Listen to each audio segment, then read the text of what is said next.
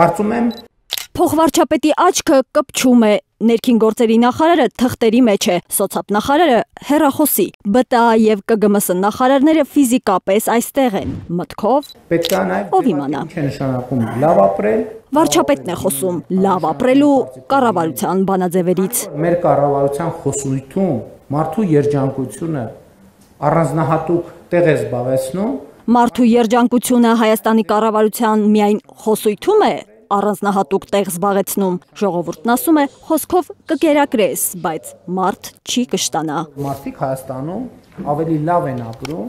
եւ ավելի լավ են ապրում գնաճի հաշվառումով եւ ավելի լավ են ապրում շուրջ 50%-ով։ Աշխատատեղերի Փաշինյանի խոսքով ասած բացարձակ ռեկորդն է թույլ տալիս վարչապետին հայտարարել, որ մարդիկ հիմա ավելի լավ են ապրում, քան 7 տարի առաջ։ 2018 թվականից հետո Հայաստանում ստեղծվել է 242,119 աշխատատեղ, ասում է Փաշինյանը։ Ընդ որում աշխատավարձով ապահովված Ինչ ասել է Հայաստանում աշխատատեղ է ստեղծվել, ընդ որում աշխատավարձով ապահովված անաշխատավարձ աշխատատեղը ո՞րն է։ եւ Չի պարզաբանում վարչապետը, մի ուրիշ վիճակագրություն է հրապարակում։ Հայաստանում միջին աշխատավարձը 2018-ին եղել է 173,996 դրամ, հիմա 304,992 դրամ է։ այսինքն իրենց ապրածի կեսի չափով, եթե պատկերավոր նկարագրենք, ավելի լավ են ապրում։ Սա իհարկե չի նշանակում, որ մարդիկ Հայաստանում գոհ են իրենց կյանքից։ Ձեր կյանքից գոհ չեք, քանի որ մրցունակ կիրթ չեք։ Բարձր աշխատավարձ 80-90%-ով ստանում են նրանք, ովքեր մրցունակ կրթություն են ստացել։ Ձեր կյանքից գոհ չեք, քանի որ ամաչում եք հեծանիվ վարել։ Սա է վարչապետի ասելիքի ենթատեքստում։ Իմ կողմից հեծանիվ վարելու մղումը էտելա որոշակի բյուջետային ծրագրի իրականացում ցույց տալու համար, որ ամոթ չի, որ 49-50 տարեկան տղամարդը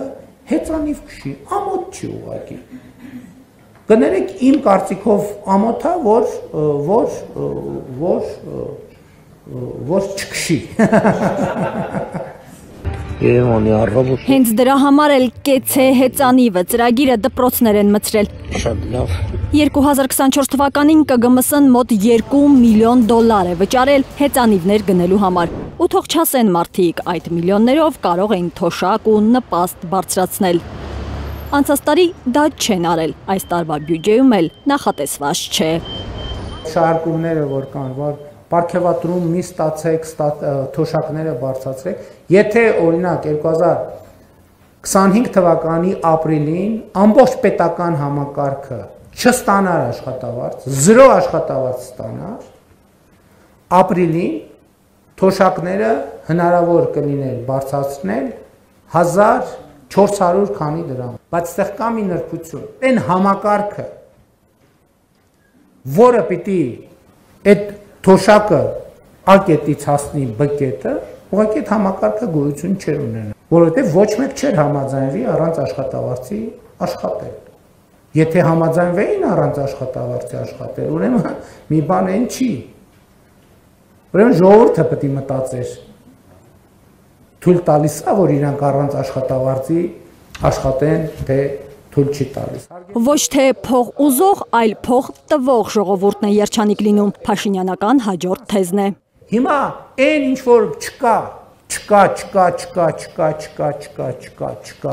ինչի պատճառով է, որ չկա, հարկ չլինելու պատճառով է, որ չկա։ Փաշինյանը պնդում է, անհրաժեշտ է գիտակցաբար հարազատանալ հարկման հետ, որ երջանիկ լինենք։ Կա հարկ, կա պետություն, չկա հարկ, չկա պետություն, կա հարկ, կա բարեկեցություն, չկա հարկ, չկա բարեկեցություն, կա հարկ, կա երջանկություն, չկա հարկ, չկա երջանկություն։ Ու այսպես ավելի քան 1 րոպե։ Կա հարկ, Հարկ չեք տա, չեք լինի ազատ, հարկ չեք տա, չեք լինի անվտանգ, հարկ չեք տա, չեք լինի առողջ, կիրթ, չեք ունենա ճանապարհ, լուսավորություն, անգամ անտառ ու մաքուր օդ։ գոժում է վարչապետը։ Հա, անսպառ է, բառից բուն իմաստով անսպառ է։ Ու ոչ այնքան հասկանալի մի քանի նախադասություն է ձևակերպում։ Հարազատություն։ Առաջիկա ԱԺ համատեքստում պետք է հարկի նկատմամբ հարազատություն ձևավորենք։ Երջանկությունը պետք է արտահայտված լինի պետական բյուջեում։ Պետք է հասկանանք, ինչքան է հարկավոր վճարել այդ երջանկության համար։ Կամ պետք է հասկանանք, ինչպես ենք բաշխում այդ երջանկության համար անհրաժեշտ գումարների հավաքագրումը։ Արփիս Քեսյան, Առաքել Օհանյան, Անի Ղանդիլյան, Հայլուր։